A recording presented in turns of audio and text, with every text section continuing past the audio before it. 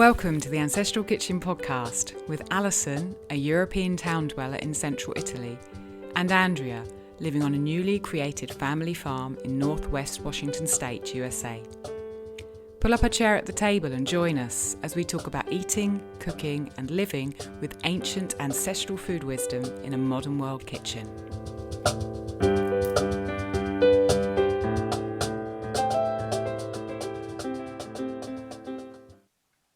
Hi, and welcome back to the Ancestral Kitchen podcast. Hello, Andrea. Are you there?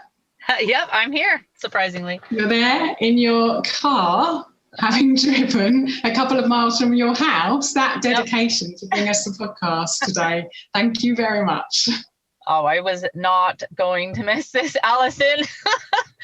So I'll keep my fingers crossed. I'll keep my fingers crossed that our internet connections stay good for the entire episode. But if you're listening and something cuts out, bear with us because Andrea is at the side of the road.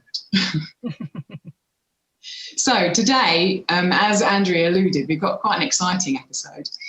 We're both so pleased to welcome Marcos Patchett to the podcast. Marcos is a herbalist who practices in London and also the author of the most amazing book called The Secret Life of Chocolate. If you've been following me on Instagram or seen any of my posts, you'll see that I've been delving into this book kind of the last 6 months and exploring with chocolate. And I really don't know where to start just trying to describe the book. It's 700 pages, more than 700 pages, and it's the most wide-ranging exploration of cacao that I've ever seen. I read it from cover to cover. It's a tome that I feel like there's a lifetime's worth of research, so much medical, so much chemical, so much psychological, so much spiritual, so much historical, and so much mythological information about cacao. It's really changed my viewpoint on cacao and got me so excited to work with it in different ways. Yeah, you may have heard Alison and I talking about this book on episode 6, which was 6 books we love, and Alison brought this one. And so go back and listen to that. She read a little passage from there that just left me smitten with the book. So I'm going to read to you what's on the cover of the book as it describes the book really well. The Secret Life of Chocolate is a book about chocolate, not the sweet, mass-produced, fatty confection most of us are familiar with, though. This book is about old school chocolate, pre-Columbian, Central American, bitter, spicy, foamy, intense, blow your socks off chocolate. Chocolate beverages made with toasted cocoa beans, water, and indigenous plants. And Alison, I've definitely seen you put so much on Instagram about what you're exploring with cacao and how this has totally inspired you, what you're learning, what you're trying. So I'm so excited to have the actual author of this book here. So welcome, Marcos. Yeah, welcome, Marcos. Thank you, guys. That's a really lovely intro. Thank you. So thrilled. Well deserved. Yes, well earned. So Marcos, Alison and I always start the podcast off by asking each other, what was the last meal you had before you got on to record? So I'm going to ask you, what was your last meal before you got on here? It's a bit deflating, actually. It's not that exciting today. I should have made sure it was something cacao based, but it was just some roasted sweet potatoes with kidney beans and some of my own fermented chili sauce. I do like a bit of homemade fermented chili sauce and tahini and some steamed broccoli. So well basic, but you know. Yeah, it sounds delicious. Doesn't sound deflating. What do you put in the chili sauce? Oh, it's just Scotch bonnet chilies mostly, and a couple of like Romero, you know, the pointy peppers, and I use all the Scotch bonnets and like a couple of Romeros are raw, and then a couple of them I roast and then skin. And then all the raw peppers get fermented, and then the roast peppers, they just get frozen, and then they get bunged in just as I blend it all together, because I found that if I ferment the roasted pepper, it seems to encourage the growth of not so friendly bacteria. Whereas if I just ferment the raw stuff, that really works. And then I add the roasted pepper in as a bit of sweetening at the end. So, yeah. Brilliant. That's really interesting. What did you? I've never done hot wings. Oh, Well, I was kind of inspired by your episodes on. It was really funny when I listened to your episode about the books that we love, and you had my book on it, which was amazing. And then you were really into Sandor Katz's book and his Art of Fermentation. I've been a long time fan of that book. I absolutely adore it. And I'm not as far down the fermentation path as you guys. Like I've made sourdough pita breads, but I haven't done proper bread making yet. But I quite like doing sauerkraut and fermented vegetable stuff. So it's just sort of playing along those lines. Lovely. Sounds nice. Andrea, did you ask me what I had for lunch or not? Yeah, I was wondering what you had. Lots of combo. I had a roast pork belly from the farm around the corner. Absolutely delicious with crackling that I sort of stabbed with some sage from the garden and some salt and some olive oil. And then we had roasted beets and onions with it and some sourdough, 100% barley sourdough bread with it. It's delicious. And have you even managed to eat this morning, Andrew, or did you just get up, throw clothes on and get in a car? Alison, I'm such a hero. I set my alarm for 4 o'clock and did all my chores before I left and ate breakfast. So remarkable, I know. Yeah, I had just my usual breakfast, which is a couple of our eggs, and I put I made raw yogurt or like raw milk yogurt, forever ago, but then I mixed in dill and some of the juice from my garlic dill sauerkraut and made it into a sauce. So I put that on the eggs and some of the sauerkraut as well. Oh, so good.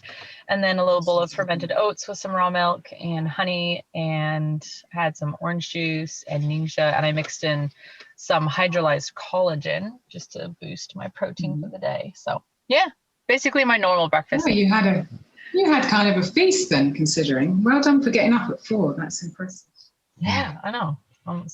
Okay, let's move on. Let's move on to the book. So the first question I've got for you, Marcus, was really, I think it's very rare to see such a wide-ranging, complete exploration of a topic as The Secret Life of Chocolate is. Tell us why you wrote the book. That's a good question. I think I've always been a bit of well, that's not true. I was going to say I've always been a bit of a chocoholic, but no, that's not true. I wasn't when I was a teenager. I mean, I ate terrible food as a teenager. I mean, you can't even call it food, really, what I ate as a teenager. But then when I moved down to London, I did get kind of into chocolate. And I even recount bits of this in the book about how when I was in my clubbing, naughty, hedonistic, like late teens, early 20s art student days, I'd come in after a weekend and like have my favorite post-clubbing thing was a bowl of bananas, like with melted dark chocolate on them. So I've always been a bit of a chocolate head. And then I got interested in herbal medicine, and I went off to do a herbal medicine degree after I finished my art degree. And I sort of had this idea in my mind, like I've always been interested in psychotropic substances. I mean, first of all, from a purely naughty art student recreational point of view, and then more from a sort of pharmacological point of view. And I think chocolate, it became interesting to me, partly because I loved it, partly because it was ubiquitous, and partly because I think that the things which are so familiar to us are consistently underrated in a way, if you know what I mean, like coffee, tea, whatever, because we're so familiar with them. It's like, oh, that's just that thing.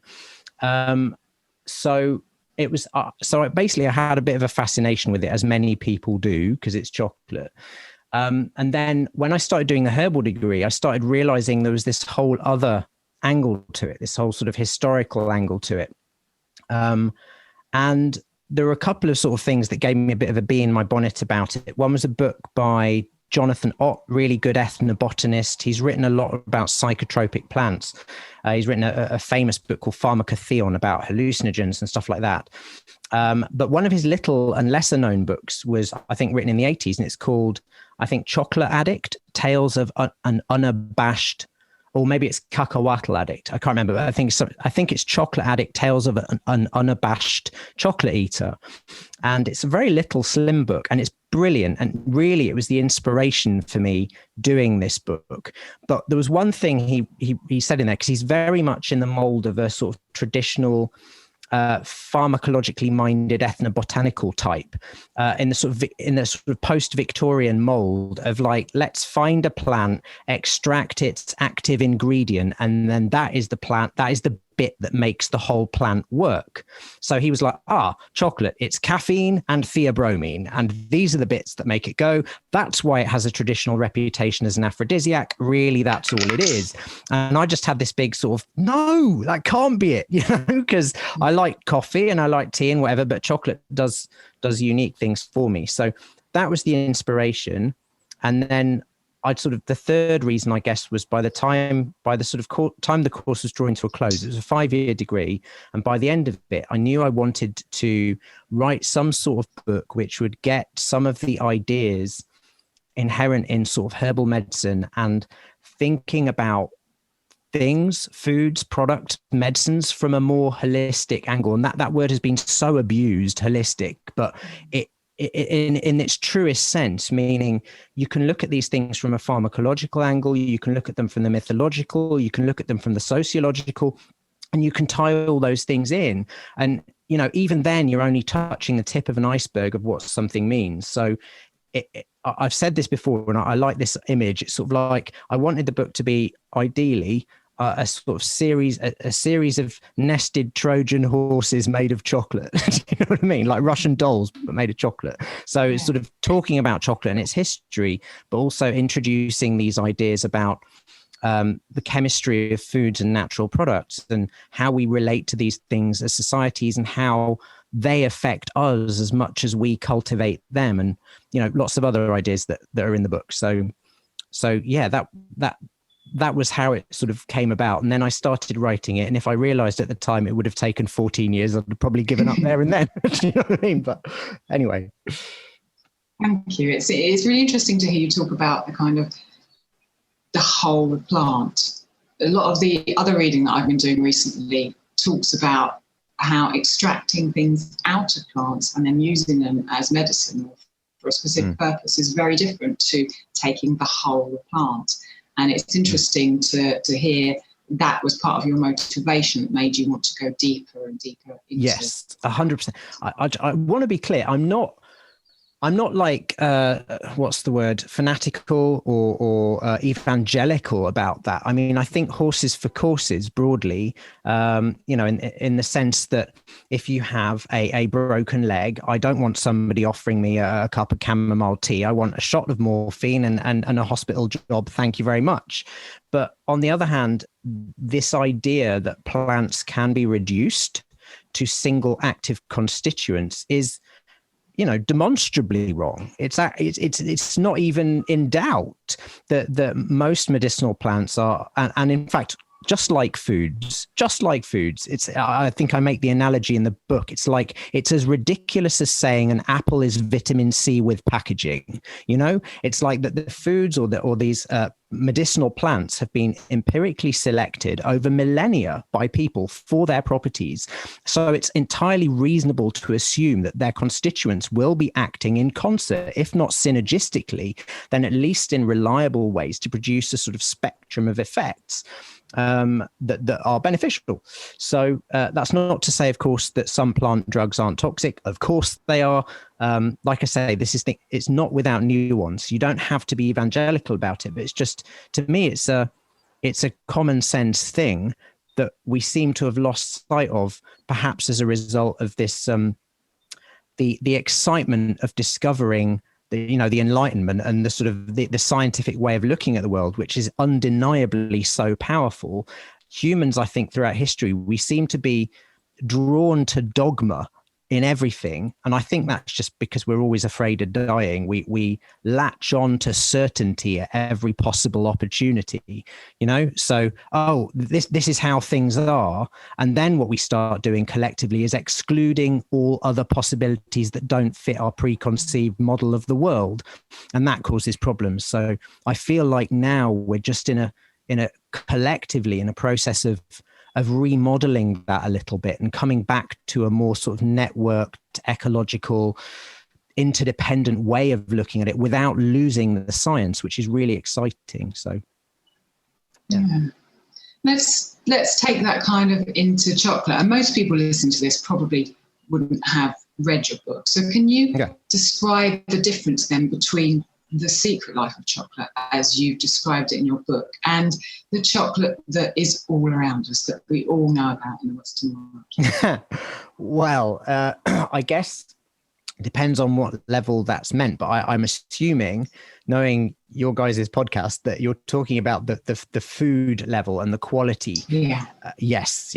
So it's really the ancestral, the form of chocolate that I'm interested in is as a herbalist, is the traditional, is the ancestral, is the roots form of it. So originally it came from Central America, the region we now known as sort of Mexico, Guatemala, Honduras, and that sort of region. And the beans, the roasted or toasted fermented beans, were made into drinks with native plants from that region. And so the ancient forms of chocolate, and there were hundreds, if not thousands, of varieties of these drinks, some very elaborate, some quite simple, but all basically made using the beans and water and indigenous spices, mostly not sweetened. Some were occasionally sweetened with a bit of honey or but that was about it. And some were drunk with native maize flour. Sometimes that flour would be nixtamalized or toasted with lime or cooked with lime rather to sort of, as we now know, that process, apart from changing the flavor, also makes it, liberates niacin. It makes it more nutritious. But anyway, so those traditional forms were mostly liquid, unsweetened, and quite strong, potent, closer to coffee than we would think of, chocolate, but still recognizably chocolate, just bitter and much more powerful and more medicinal as well. So modern chocolate, modern confectionery is still made for the most part using those beans. I say for the most part, because obviously there's the three types. There's dark, milk, and white chocolate, which are, we now know as the solid eating candy, basically. And all of those are made with cacao beans, but your white chocolate is, in my mind, doesn't really deserve the name of chocolate, because it's made with, it is made with the fat from the cocoa bean, which is why it's still called chocolate. It's made with cocoa butter, which is the fat extracted from the seeds of cacao. But then it's just cocoa butter, milk powder, and sugar. That's white chocolate. Your milk chocolate is cocoa butter, milk powder, sugar, and a bit of the cocoa mass, so-called, which is just the ground up toasted or roasted beans. And then your dark chocolate is cocoa mass, cocoa butter, sugar. So that has the most in common with, but all of those forms are have additional fat and additional sugar. And also the processing of them, it just because it's done to industrial standardization, and it's there to maximize flavor rather than health benefits. And it's there to maximize and standardize, I should say, really importantly, as with all industrial processes, to maximize and standardize. So it eliminates all which I know you guys talk about a lot, like particularly when you're talking about bread. I love listening to you guys talking about bread. You get really excited. It's the variation with when you're doing any natural, quote unquote, natural process, like sourdough fermentation. The same with toasting cacao. You get such a wide range of flavors in a natural beverage. I'm using natural in air quotes, but that in a beverage that you homemade, let's say, which you grind, you get the beans, you toast the beans, you grind the beans, and you mix them with water. There's so much more depth and richness of flavor there, because some of the beans will be slightly fermented, some of them will be more fermented. Some of them, if you've toasted them by hand on a kamal, will be really quite toasted, and others will be less toasted, even if you're turning them constantly. So some of the beans will, there's a great deal more variation. And when you're industrially roasting them, they're typically roasted for longer and at higher temperatures, which reduces some of the health benefits and sort of flattens the flavor. And then they're conched, which is they're beaten in granite troughs with rollers for sometimes up to 3 days, 70 odd hours, in order to get a really small particle size for a smooth mouthfeel. And that also causes a lot of the loss of volatiles. So this isn't to say that I'm not anti-eating chocolate. Confectioner's chocolate, fine. It's great. It's interesting stuff. It's, you know, if it's, I'm obviously more pro dark chocolate, but it's okay. But it's, to my mind, it's not a patch on, and it's a very different animal from the traditional stuff. Yeah, thank you. Andrea, I want to share Marcos with you, otherwise I'm just going to take over. Have you got a question for him?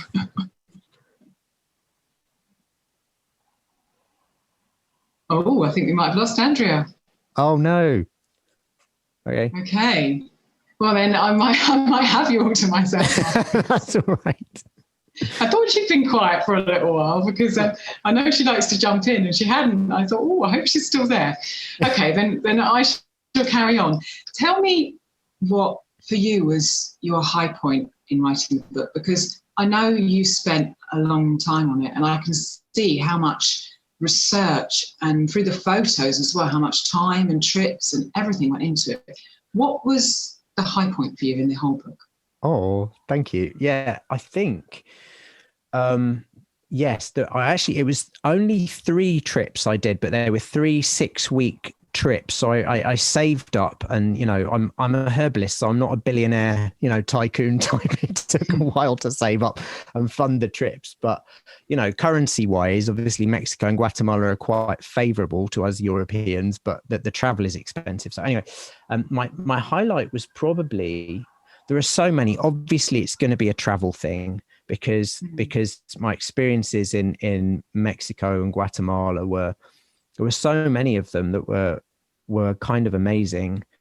I'm trying to think what was the highlight while I was there doing it, and then what was a highlight retrospectively, if you know what I mean. Because like, one of my retrospective highlights would be meeting Mr. Reginaldo Huesch, who is the head of the this association of Itzamea, the Asociación Bioitza in Guatemala.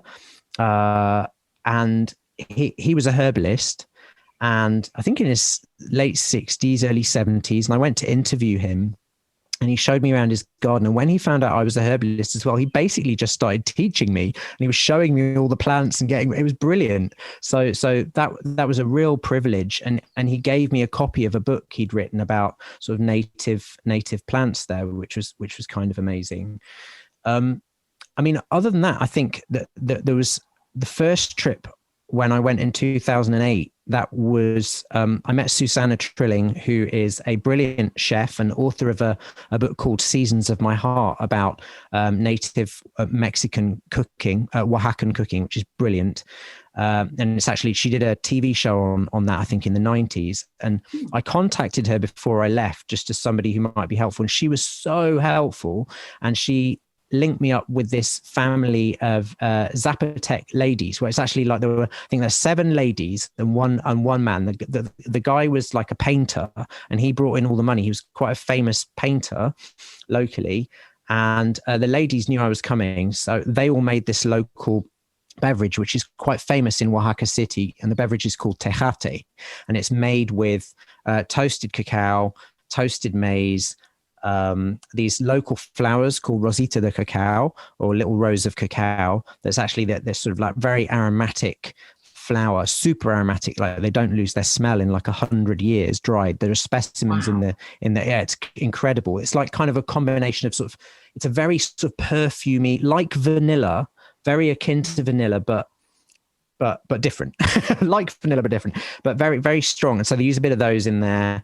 And some sort of fatty seeds, either the seeds of this palm tree, or Bignia guacamole, or I think it's the botanists have been at it again and changed the name to Atalaya cohoon, but the seeds of that, and anyway, it's basically, it looks like this beverage when it's finished looks like a big bowl of dirty washing up liquid with a load of suds on it, but it's absolutely delicious because it's just sort of like this grayish liquid which is made with the corn.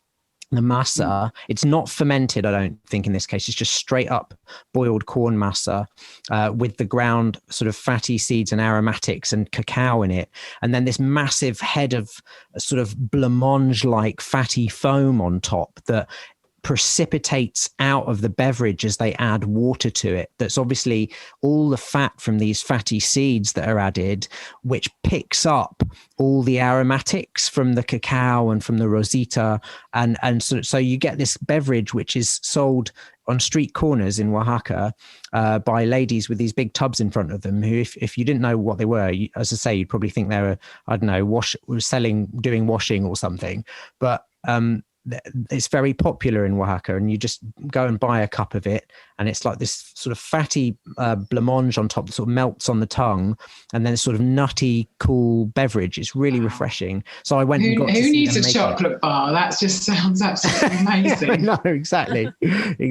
It's but it's just remarkable seeing them. They were so friendly and so lovely. Like they sort of went there, and they watched them making. And it was the first time I'd got to try and grind anything on a metate. So they all got to laugh at the gringo trying to grind corn on a metate. Do you know what I mean? Like these women who've been doing it for like 50 years, who are just pros, who could grind anything to a paste within about 10 minutes, you know, watching this weak-wristed European boy trying to grind something on a stove. They thought it was hysterical, but anyway. I think that whenever I've gone to places and people have made me their food, it's been one of the most connecting, humbling, amazing things. So I can just kind of imagine in my head the experiences she must have had doing that.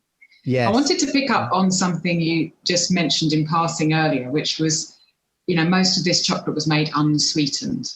Yeah. And really one of the things that excited me the most while I was reading your book was exploring and understanding my own personal relationship to chocolate.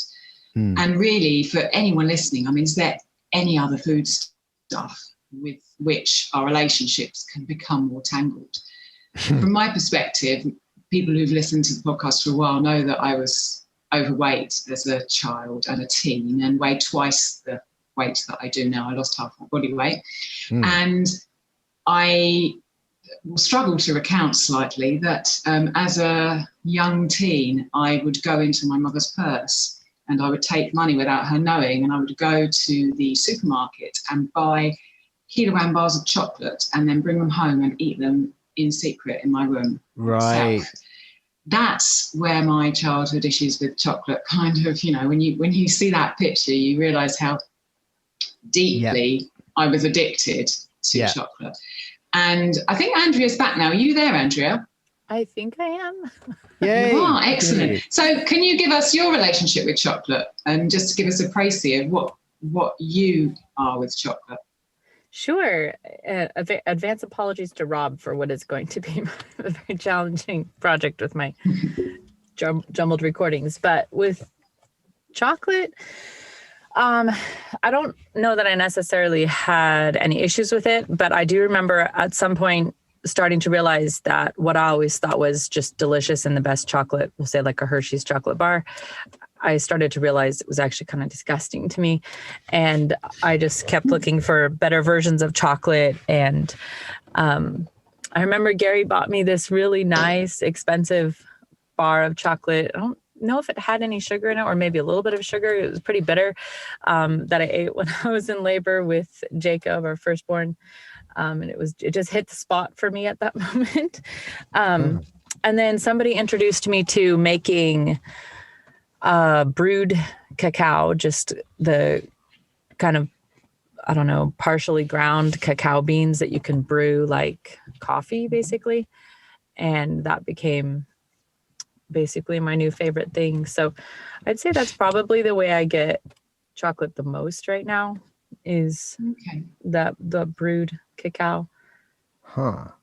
What's your relationship with chocolate, Marcos? Did you have a history of a kind of a bad relationship with it before you went on this journey? Not really. I mean, it's fascinating. I've got so many tangents from what you've both said there that were just like, okay. But yes, my own relationship with it is mostly positive, not unmixed. I had a little spell of binge eating in my early 20s, fortunately not very long lived. And I do briefly mention that in a couple of places in the book, because that was one of the things which really piqued my curiosity, because it was after my sort of like couple of years when I was going out partying and taking drugs at the weekend, like lots of other art students were, you know, sort of like just being the dissipate like teenager and whatever, doing that.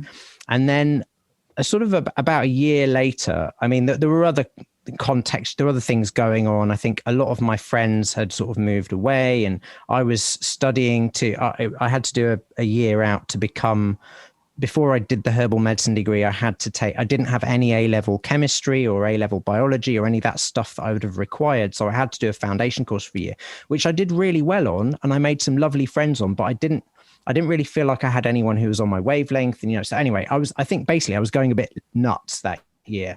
So this all ties in with chocolate, because I kind of got more obsessed with chocolate during that year.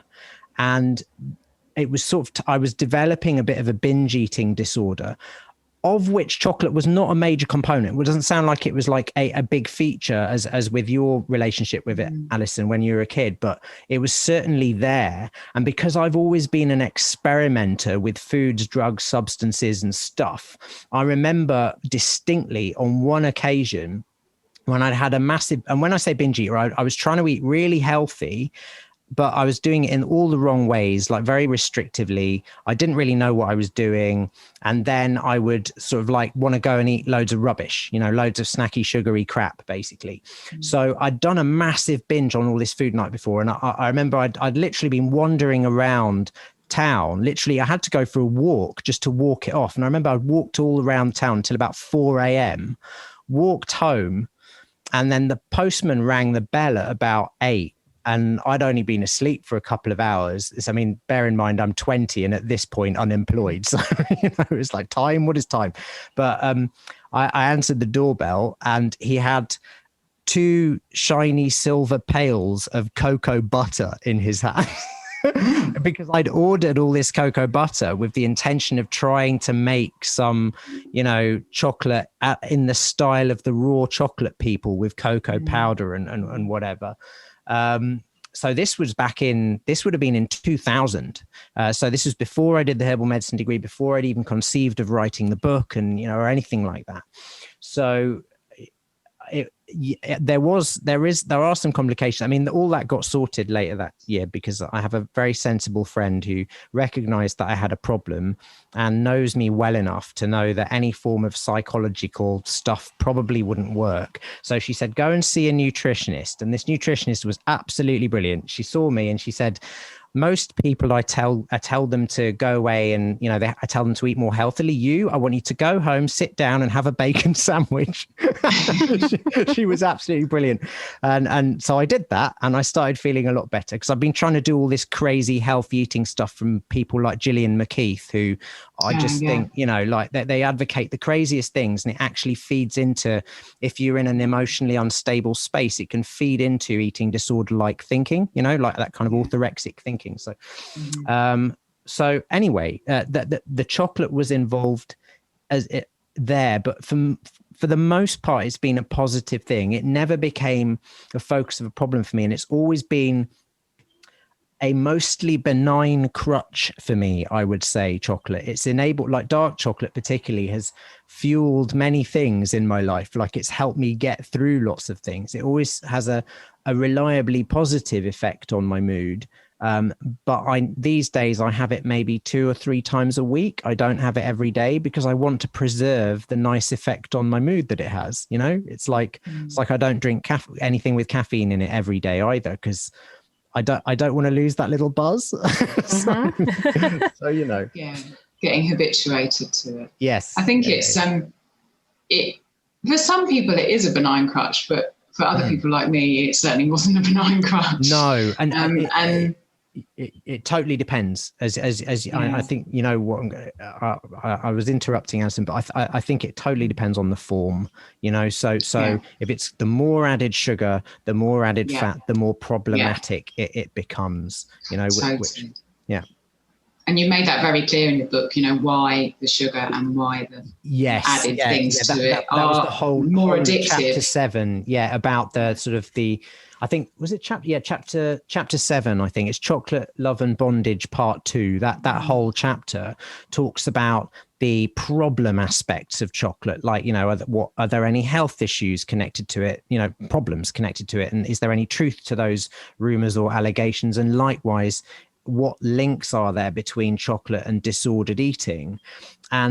And there are some, for sure, and there are some really interesting pharmacological sort of potentials there. We know that, you know, because you read it, Alison, you know about the sort of the studies with the rats, and, you know, if they're being given chocolate to eat, it makes them, the flavor of chocolate lights their brains up with endorphins, you know, so over 120% of baseline. But it's not that, it doesn't seem to be the cacao alone that's doing it. It seems that it's facilitating the pleasure response, something along those lines. And then human studies with chocolate flavor, they found that just chocolate flavored foods, they did a little, very simple little study with, I think, with a chocolate flavored versus a vanilla flavored yogurt or something.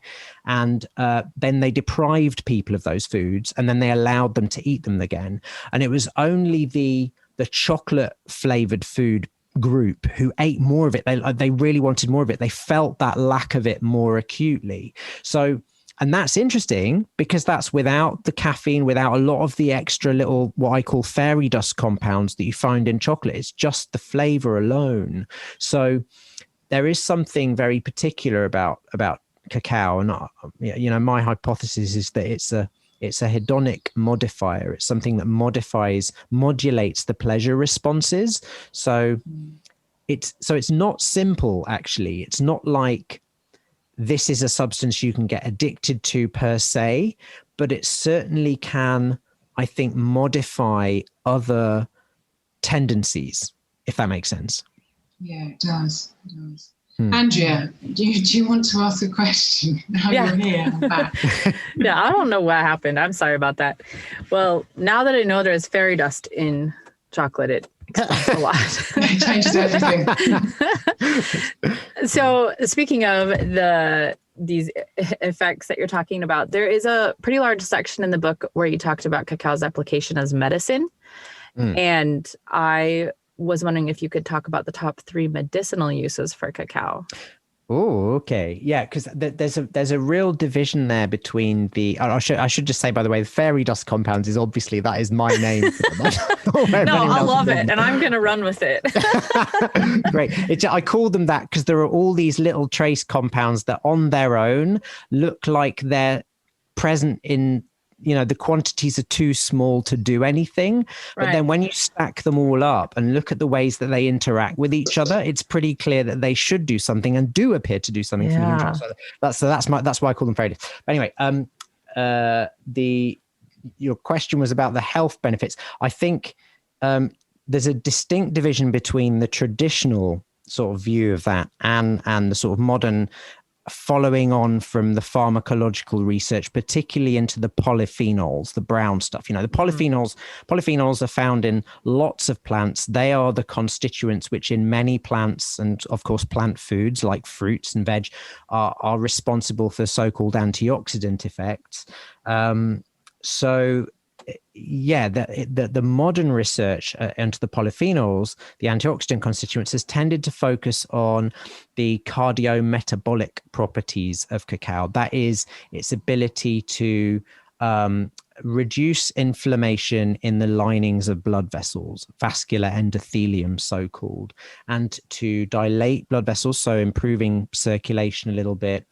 And also to help with things like glycemic control, to actually sort of improve insulin sensitivity, for example. So following on from that, the modern research suggests quite strongly that cacao is protective against heart disease and stroke, and protective against type 2 diabetes. These effects probably on an individual level, not that strong, but will sort of knock down your risk points a few. And on a population level, if you have a whole population eating dark chocolate, they could be enormous. I think I did some sort of back of the envelope maths in the book, which probably some statistician, it'll make some statistician somewhere grimace, but it was just sort of like, look, if everyone ate all this dark chocolate, we could massively reduce healthcare costs, because if they ate the higher those dark chocolate polyphenols in the diet, the more potential benefits there are from that. And I do think higher doses, particularly of the traditional drinks, not so much of your candy bars with the extra fat and the sugar, but with the traditional drinks, could be useful in things like, I suggest in a monograph in the back of the book, in the geeky section, there's a really fat appendix in the back of the book. So I wanted to make sure all the geeky stuff is in there for anyone who wants to geek out on it. Some of those uses might be, for example, if you're recovering from, this is just totally hypothetical, but recovering from heart surgery, don't drink chocolate immediately, because it'll dilate blood vessels and reduce clotting, and you might have some anticoagulants in your bloodstream, and that could be problematic. But say a couple of weeks after your surgery, you could start drinking traditional chocolate, and that should, at least in theory, accelerate your recovery, because it'll reduce inflammation in the linings of blood vessels. And I even did a little video on my tiny little YouTube channel last year talking about chocolate in COVID, in the present pandemic, about, we know that some of the effects of coronavirus, for example, long term, are to increase inflammation in blood vessels. Well, eating chocolate is protective against that. I'm not saying cacao is not, unfortunately, a solution to the current pandemic, but it is something which, as part of the diet, could be helpful in sort of reducing the risk of long COVID or stuff like that. But then the traditional uses are quite different. So the traditional uses would be like as a tonic to help with fatigue. And there is a small modern study in chronic fatigue syndrome, which was very promising. It was only 10 subjects, though, with no placebo group. So it's pretty difficult to draw a solid conclusion from that. But that's interesting. It was used traditionally as a tonic, and it was used sort of as an obstetric agent combined with other plants to so that was super interesting. That was one of my tangents, Andrea, from when you were talking about how you had chocolate when you were literally giving birth, because it was used with other plants as a parturient traditionally. Wow. To help during the delivery of baby, maybe because it's slightly relaxing, maybe because it's pain killing. So I've heard from midwives in Central and South America that they recommend cacao beverages be drunk in the first trimester, but not thereafter, which is very interesting. But then could be drunk with other plants, like oxytocic plants that increase contractions of the uterus during delivery. Do you know what I mean? Wow. Yeah. And there's some modern research showing that cacao or chocolate eaten during pregnancy reduces the risk of preeclampsia, gestational hypertension, or that preeclampsia is a critical level of very high blood pressure experienced by some women during pregnancy, just as a sort of like physical reaction to being pregnant, and chocolate reduces the risk of that. So perhaps drinking it in the first trimester of pregnancy. And there's also some really interesting research, which I find just so fascinating, about Italian mothers being interviewed after their babies were born, and the mothers who'd eaten chocolate during pregnancy were all found to report that their babies were happier at 3 months.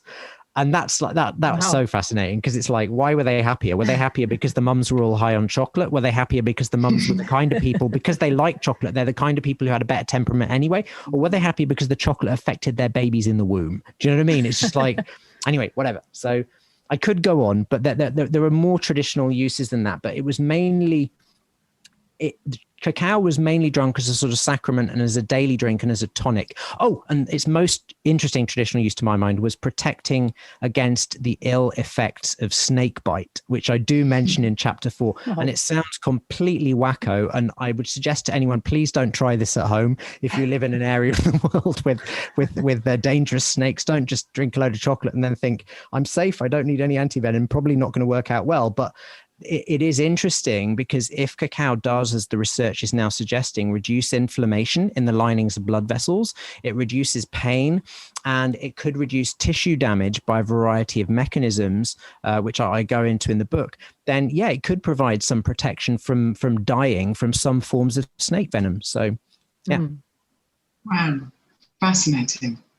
I wanted to talk about psychological bit more now, and about intention, because one of the things that jumped out of me from the book was that the effect of chocolate on our systems is mediated by intention.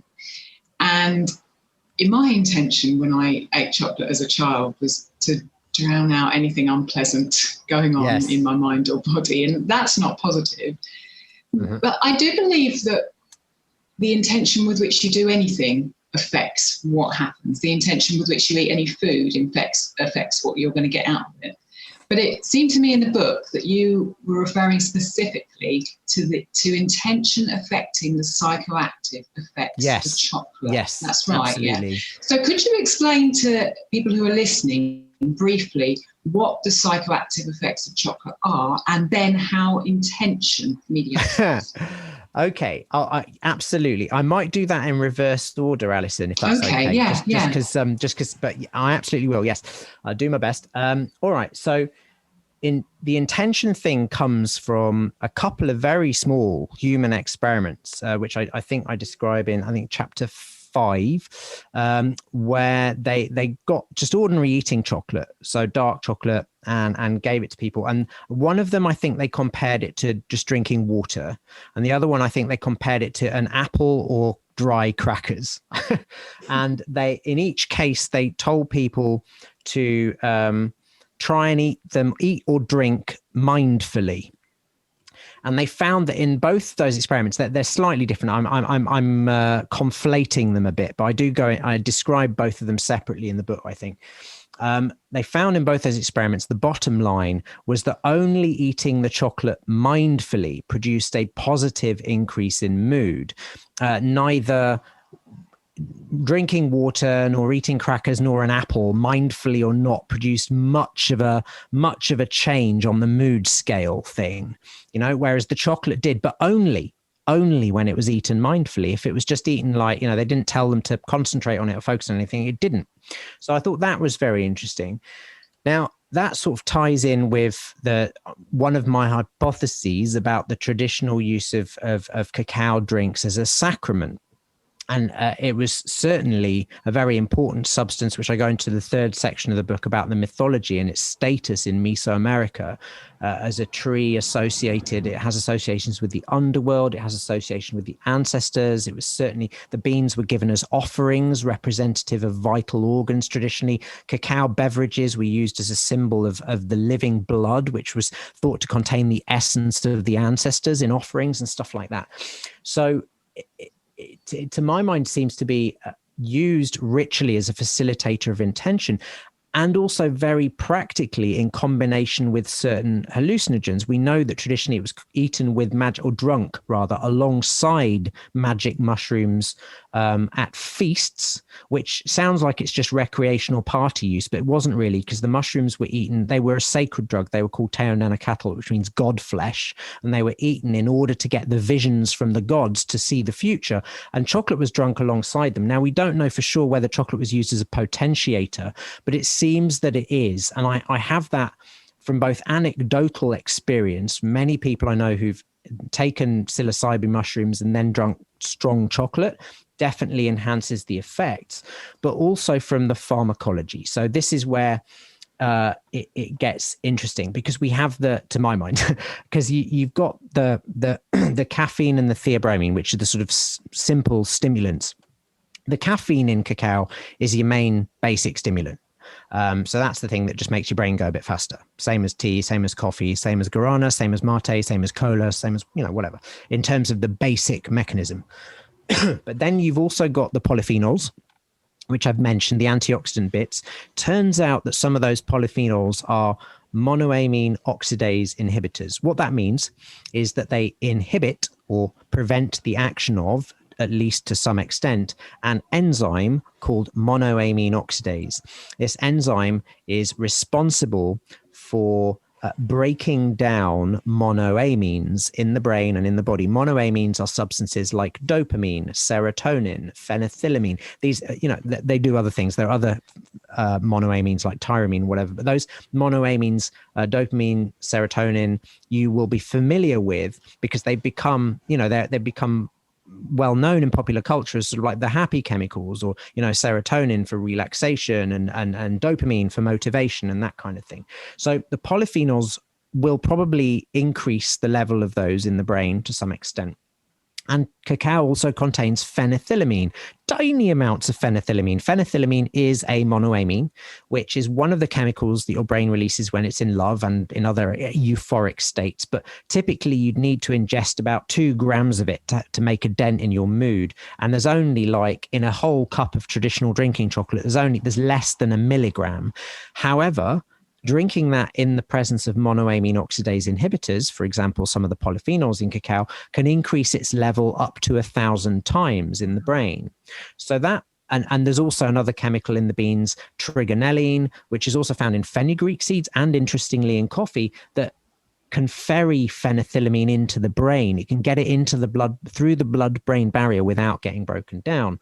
And then there are these other little compounds called the linaloyl ethanolamines, which are basically like cannabinoids, but like the brain's natural cannabinoid is anandamide, and its function, one of its functions is in pain control, and another of its functions might be in sort of soothing painful memories, the thing which enables you to blur out painful memories. Otherwise, every time you got ill or broke a bone or something, you would have that agony with you forever. Thank God our brain knows how to produce not only endorphins, which kill pain, but also these natural cannabinoids like anandamide, which mediate that sort of memory a little bit, smudge it so it's not so painful. So these tiny amounts of these so-called like endogenous cannabinoids, anandamide and the linaloyl ethanolamines in cacao, they're too small on their own again to do much.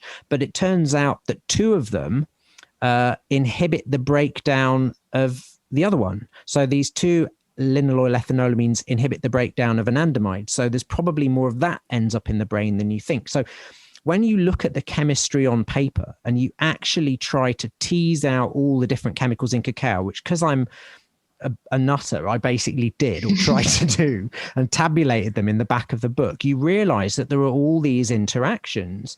And then that seems to correlate really well with the human research. So there was that little bit of research, a little small trial with intention, but then you look at the sociological data, the fact that this big epidemiological or sociological study, I should say, I think in the Netherlands, I think it was called the Zutphen Elderly Study, conducted among elderly men, I think in the 90s. I think it was men between the ages of 60 odd and 70 odd or something. I forget, but it's referenced in the book, but older men, and they took a large sample size of, I think, between 1,000, 2,000 men, a decent cross-section of the elderly population, just obviously, a small amount relative to the whole population, but a good number. And they assessed their eating habits and they matched them all for exercise and smoking, whatever. And they found that the elderly men who ate more chocolate rated themselves as being happier, were more sociable, generally were more healthy. And then in other studies where they've looked at chocolate consumption habits, this seems to be replicated. And yet, of course, we know that there are these, some people with eating disorders have problems with chocolate. But so then the question becomes, is the problem there with the sugar and the fat? Or is it with the sugar and the fat and the mindset that people have? And there was one really interesting bit that I took from, this was from another brilliant book edited by Shoghi, a book, I can't remember the name of the book, that's so bad, but it's called Chocolate Something or Other. But I used quite a few little excerpts in and referenced a lot in the book. And this was a bit of research they did, I think, in Hofstra University in New York in the 90s, where they just interviewed a bunch of students on campus about their eating habits and their attitudes to foods. And one of the top words that came up associated with chocolate, that the top words that came up were sort of like joyful and stuff like that. Another of the top words that came up was guilt. And then I looked at some of the research into eating disorders, and they found that guilt after eating any food would completely diminish any sort of psychological benefits that might have been derived from eating. That blew my mind when I read that bit, that, really, since I had that problem with chocolate 20 years ago, I feel around that and around other foods on and off various levels of guilt, or I have done. Right. And to think that I'm blocking, or I have been blocking in the past, benefits of foods by feeling guilt, actually physically, chemically blocking, not just making myself feel bad, that just blew my mind. It's fascinating, isn't it? It's absolutely fascinating. Look, one of the things I'm into as a herbalist is something I call it the methadone method, which is actually a terrible name for it, because methadone is arguably chemically even worse than heroin, but not that I'm advocating it, you know what I mean, but it's kind of quite addictive. But the what I mean by the methadone method is, if you can find something which you once regarded as a vice, like a vice or a bad habit, and swap it for something that gives you the same fix but is actually good for you, you are winning. You are winning, because that's like, it's not the Tony Robbins method, which would be like to just smash through it and, go to be your higher self at all times. I'm more of a like set a low bar and stick to it kind of a person, just but the methadone method thing is like, so something like that with cacao, which is inherently has so many useful properties and potential health benefits. If you can just go to a form of that food which is actually good for you, you can still get your fix and not knack your health up. And just by changing your attitude to it, you can change your whole relationship with the food. And that mindset is probably transferable to other things. But there are two components. I do want to emphasize that there are two components here. The first component is your mindset, but the second component is the actual physical composition of the food. And make no mistake, we know that sugar, refined sugar, is not good for you. And certainly that combination of refined sugar and fat is inherently, if not addictive, then certainly habituating and lubricates that addictive potential, So, yeah. I think it's really interesting to read in the book that no traditional cultures who use cacao have any addictive issues with it. And I think, that's obviously partly due to what you've just said, the sugar and the other components that are in chocolate, partly due to industrialization, partly due to the way it was used. And it seems that there's a parallel in some other research I'm doing around beer, in that no traditional cultures who made beer themselves and fermented it have any problems with alcohol. And it's just amazing how we take it out of context and it changes everything. 100%. I am going to slightly not put a spoke in it, because I agree with that. I think that's true. But I'm going to do the counterpoint a little bit, which is that all those cultures which have been introduced to cacao have become, in one form or another, instantly obsessed with it. Do you know what I mean? So it's certainly got some power in relation to the human psyche. Same with anything psychotropic, or even any food which is recognized as being pleasurable. So that's not to say it's bad, and it's we've got to avoid that sort of black and white thinking, but it's correct that I think the relation that we hold with that food or substance is really important. That the analogy that I often make, for example, is with like coca leaf. I mentioned that in the passing in the book, although I don't go into detail. But coca leaf, which was used as the source of cocaine, chewed in the Andes for millennia, long time. Do some native people have problems with coca leaves? Actually, yes, not many. Not many, but it is known. I mean, if there's a great book called Mama Coca written by a guy called Antonil, pseudonym. I actually met his nephew. I trained Tai Chi with him, and it turned out that his grandfather, his uncle, was the guy who wrote the book, which I was really excited about. But it's written about coca leaves, and it is rare, but you can get Native American people who just chew coca all the time, so they can become addicted to it, but it's rare, and they're said to be like in a relationship with Mama Coca or something. But it's much less habituating. But the minute you extract that alkaloid from it and start snorting it, you change the whole pharmacokinetics. You haven't got all the other compounds in the plant, yada yada. But also, looking at it from a traditional point of view, that leaf was a sacrament. It was regarded as a physical embodiment of a spiritual force, and it had value to the people. We, as in our ancestors, as in humans in general, went in there and invaded and took that sacrament and then filleted it and commodified it.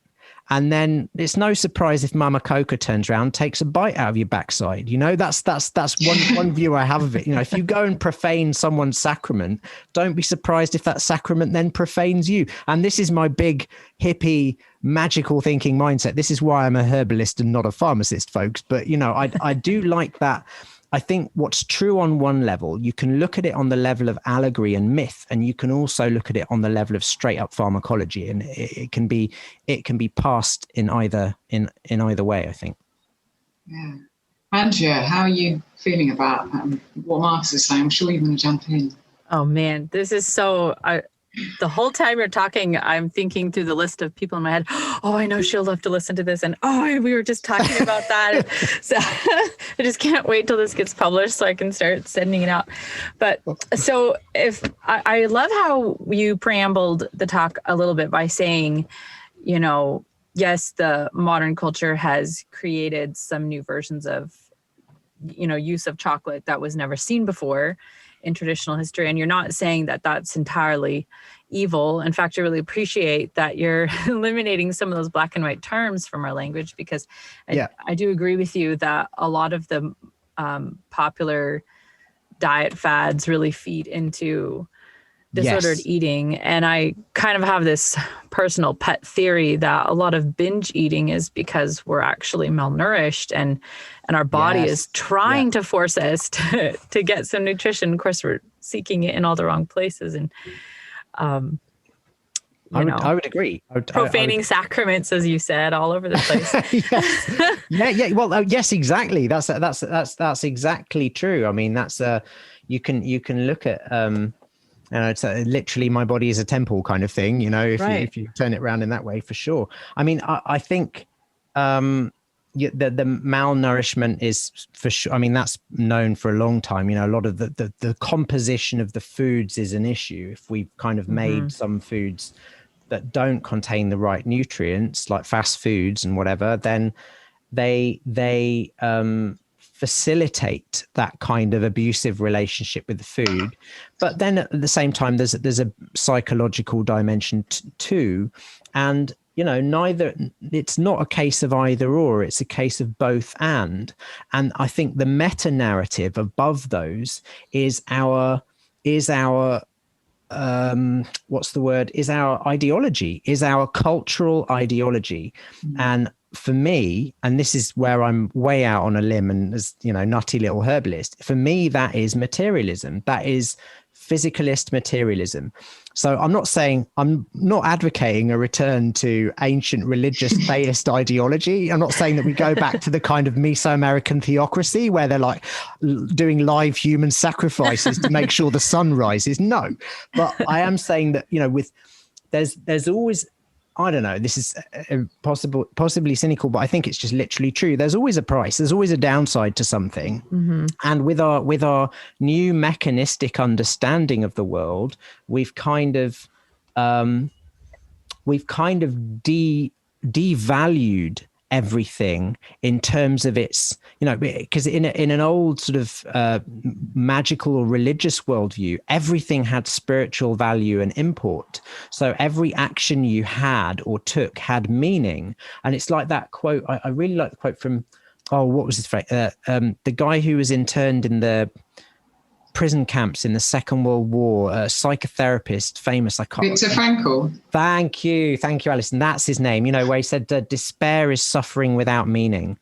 And that is huge. That's huge, because one of the side effects of materialism is that it essentially divests us of meaning in multiple dimensions. Yeah. Obviously, this is part of the conversation that we're having more broadly nowadays. I mean, it needn't, but I think it ultimately sort of does. So we need to sort of re-examine some of our assumptions. Anyway, I mean, I get really metaphysical in the third section of the book, talk about consciousness and stuff. That's one of those aforementioned Trojan horses that I like to sort of wheel in. But just I do think that, these things all have deep roots. When you can take any subject as a starting point and go into it, but chocolate is a much deeper subject than people realize, because it was once a sacrament. Yeah. Well, I love what you're saying, and I really appreciate what you're saying too. And part of the kind of the premise that Alison and I started this podcast on, and the way that we eat in my family is not necessarily, make your life mission to cast out all the evil, food that exists, but more to draw in all the good, and especially the old and traditional, because what we have found in our own home is the more we pull that in, your desire for those things that are filling the gaps in your starvation, it drops.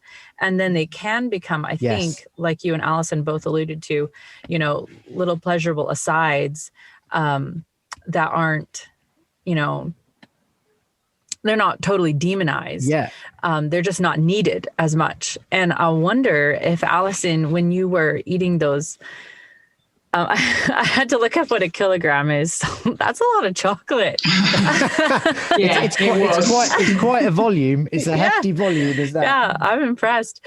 But when you're eating that, I wonder if you're, I remember reading a long time ago that, always listen to your body's cravings, and they're very wise. But if your body has only ever known kind of these modern foods, then you interpret the cravings incorrectly. So you are craving, protein. And so you think Cheetos, because that's like cheese, don't, if you've not been exposed to the good things. So I wonder if you were just devouring that chocolate because you knew that some of these healing benefits that Marcos is talking about, and these kind of happy asides, were there for you, but you just didn't know how to get to them. Yeah, I think you're right. And it's a long journey in healing, that kind of thing. It's certainly been a long journey for me, but the more that I nourish my body, the less my body asks for things that are nourishing. It's right. And then the less you have to say no to your body, and then the less you have to feel guilt, and then the more benefit you get from the foods, and just all the happy things go up. Yeah. Totally. So, that. Well, one of the things I used to do, I've had a couple of clients since then, just privately as a herbalist, who'd had binge eating, and obviously people's reasons are different. For I'm certainly not an expert in eating disorders. I'm not a specialist in mental health. I have no training as a psychologist or whatever, so have to preamble things with that disclaimer. But what I noted, one of the simple strategies that I've used is just to get people to get a little tuck box, a little binge box in a way, like get a box of food, then fill it with whole food versions of everything. So like peanut butter, wholemeal crackers, dark chocolate, or, something healthier, just healthy versions of stuff like nuts, fruit, dried fruit, bars made out of nuts and dried fruit. So, and then to say, if you want to binge, just binge on anything from there, just as much as you want. Because I guarantee you'll be filled up far more quickly. It is hard.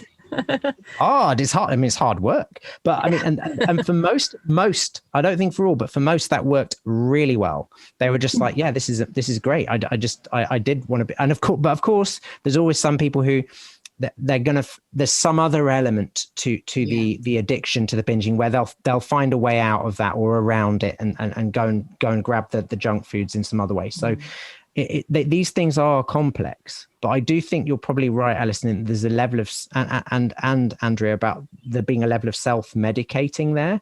And I think as humans, as a society, we're constantly self-medicating. I mean, smoking, coffee, and not all of this. I'm not to say this is always a bad thing. It's just, it depends what the long-term effects on your health are, and what you're trying to keep a lid on. Because I have another little phrase that I use a lot, which is whatever gets pushed down from the top comes out the sides. So if you're trying to use things to suppress feelings, those feelings will come out in other unhealthy ways, won't they? So but it's interesting, because cacao does, I loved what you said, Andrea, about drawing in the good. I don't know if you got that from the book, but that's why one of the traditional uses of cacao in Mesoamerican ritual was to attract good. That is literally what they use it for. In modern day curanderismo, they use chilies to repel bad and cacao to attract good.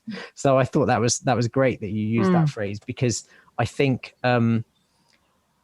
probably even using chocolate in that quote unquote unhealthy or compulsive way, you're going to be short-circuiting many of the benefits. And of course, it depends on the form of the chocolate you were eating, Alison. If it was like there was hardly any brown stuff in it and it was mostly sugar or milk, then obviously that probably, but you'd have still got some benefits from the microbiomes. And even using it in that way, I wonder if, metaphorically speaking, the plant would have been putting its little roots inside you and making a few little changes. You just don't, because these things, I think we're in a conversation with these things all the time, and sometimes it takes, like it takes you to change the way that you're speaking to the other person for the other person to change the way they speak to you.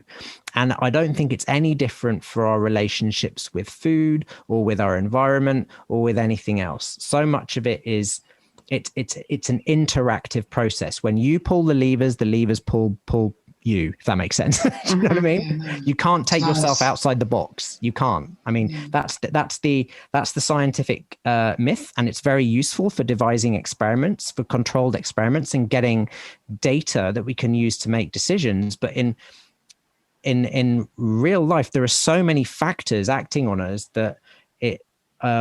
I don't know what I'm saying there, but I think that you get the point that self-medicating with chocolate, even though there may have been a level of that, and even if it might have been unhealthy, that I agree, Andrea, that it was probably doing something useful potentially as well. Maybe I don't know. Well, I'll have one more question, and then I'll kick it back to Alison. So. This is my question. If I'm listening to this podcast and, a lot of us have only grown up with the exposure to things like cocoa, like hot chocolate, like, with sugar, or Hershey's chocolate bars or whatever. And we listen to you talking about all these fascinating uses and benefits of chocolate when it's in, I don't know if you want to say pure state or whatever, more traditional application. Where can you get it? Where do I begin? What do I do? Help. Right. Okay. So there's two things you could do. If you want to go from scratch, like the traditional method, you need to buy some cacao beans, and you ideally want some criollo cacao beans. You can get criollo or forastero. Forastero are the hybrid form that nowadays mostly grown on the east coast of Africa, but you can get the criollo beans are the slightly posher ones. But you just get some beans, you toast them on a comal, and you can find all the details about how to toast chocolate on the internet. There are many websites and blogs that talk about this. I think Mex Grocer has a really good description of how to make traditional drinking chocolate on it. Good step-by-step description. But you toast the beans until the skins are slightly charred. You just toast them in an open pan, or ideally on a clay kamal or on a clay dish, but any open pan will do. Just medium to low flame, toast them until the skins are charred. You keep turning them. That'll take about 20 to 40 minutes. And then you take them out, let them cool. You shell them, you peel all the shells off. It takes ages. And then you would grind them, and you can use a high-speed blender. So like if you've got an old Vitamix or whatever, or a metate, which is a stone grinding table that you can order online. Some of them are quite expensive. Don't get one of the little dinky ones, otherwise it'll take forever and you'll lose the will to live. And you could potentially grind them in a mortar and pestle, but just don't, because it doesn't work very well. You'll get RSI. You won't be happy. So do it either in a high-speed blender or on a metate. This stone grinding table. And then once it's ground to a smooth liquid, you can then, if you wish, add some powdered spices and grind it again. So like powdered vanilla, powdered cinnamon, powdered chili, whatever, and grind it again. And then pour that onto grease-proof paper, not wax paper, unless you enjoy wax-flavored chocolate. Grease-proof paper. I made that mistake once. We'll never make it again. So a grease-proof paper, the traditional way not traditional, but the modern way in Mesoamerica would be to use a banana leaf, a shiny evergreen leaf. But Greaseproof paper is obviously what most of us will have access to that. Just pour little puddles of it on the greaseproof paper, allow it to set, and then store those in a sealed container, airtight sealed container in the fridge. And then whenever you want to drink, you just break one of those tablets up into a little jug and you pour on boiling water and you whisk it until it's really frothy, and then you drink it. And there's loads of recipes in the book that are based on traditional formulations. So if you want loads of recipes, there's loads of recipes in chapter 8 of my book, but that's the basic method. If all that sounds a bit too labor intensive and you think I can't clone myself, I don't have time to do this, then your other option is to buy blocks of couverture. That is just straight up ground cacao mass. Now you can buy the industrially made blocks like Valrhona, or one of these posh chocolate companies will make those blocks that are just industrially roasted and then ground up cacao beans, no added extra fat, because the beans are already 50% fat, and no added sugar. And then you just grate those and add a bit of spices of your choice, like, again, whatever you fancy, vanilla, allspice, whatever, and or any sweetening if you like it, a bit of maple syrup or honey, and then whisk it, make a drink out of that. There's also, and I'll give you the links for this, guys. There's someone I partner with who runs a company, Dea, runs a company called Cacao Amor, and she'll give 20% off for anyone who, I'll give you the discount code for that maybe you could put in the show notes. She does blocks of good quality cacao.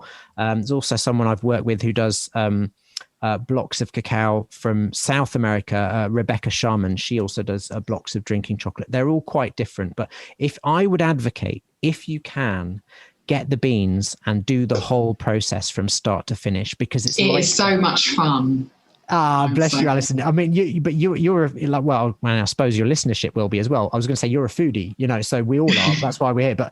But hopefully, yeah, I think so. I think it's the only way. It's like what you guys are always saying about making the bread. Unless you do it from scratch, you learn so much doing it that way. So, and the quality is so much better. And yeah. And it's been great. I mean, if you've got kids, I involve my 7-year-old in it. I'm doing the roasting, and then he's helping me peel, and we're kind of getting all the shells off in the wind, and he's helping me grind. And he chooses which spices he wants in his version. And today we made some this morning. We put a tiny bit of sugar in it for him. And then he's got some molds, and he puts it on, and he's made his own chocolates for the next 3 or 4 weeks.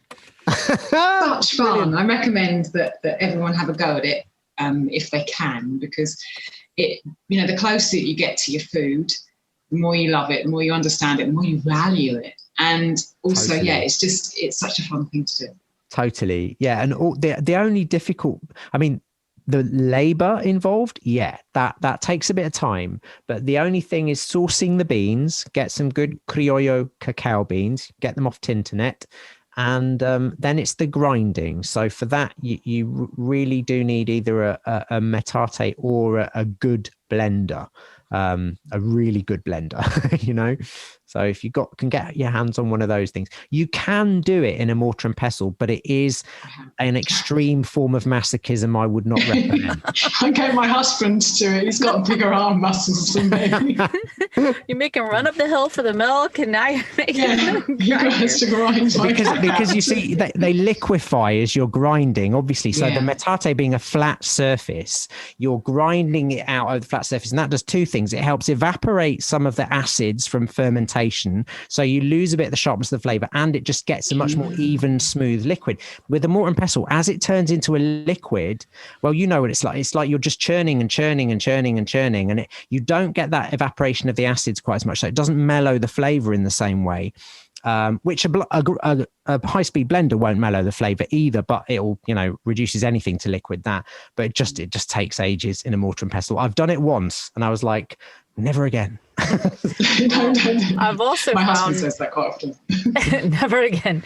I've also found that when you prepare foods at home traditionally, it actually modulates how much you consume of them to a more normal level.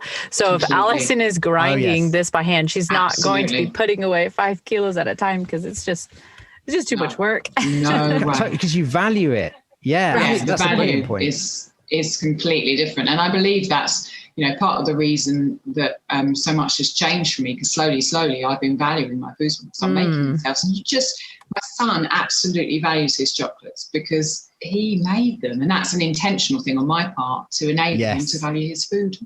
I love it. That's brilliant. Anyway, we have gone way over time, and I've just still got a million things that I wanted to ask you. So unfortunately, I'm going to have to push those back down. They'll come out the sides, like you said, and you have to have me back on the podcast. Hopefully not. In helpful ways rather than. Yeah. Where can people find you if they want to buy your book? If they want to know more about your book, the work that you do, where can they find you, Marcos? Brilliant. Thank you, Alison. Probably the best thing is the website for the book is called thesecretlifeofchocolate.com. That's all one word, thesecretlifeofchocolate.com. And that has links to places you can buy it and sort of bits and bobs. So that's probably the best place for that.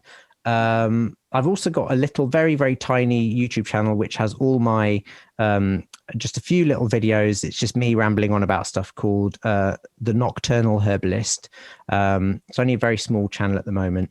And that's me. There's a few videos on there about chocolate. There's a few videos on there about one of my other very left field passions, which is medieval astrology, which I just find endlessly fascinating.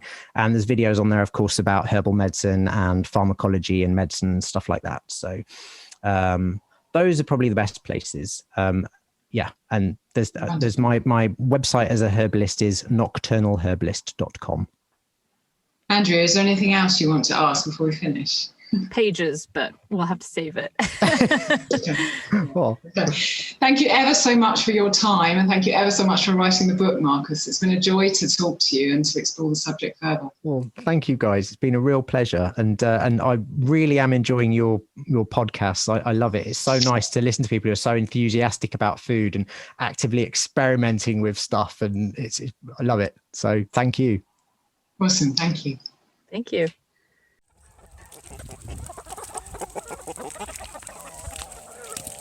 Thank you so much for listening. We'd love to continue the conversation. Come find us on Instagram.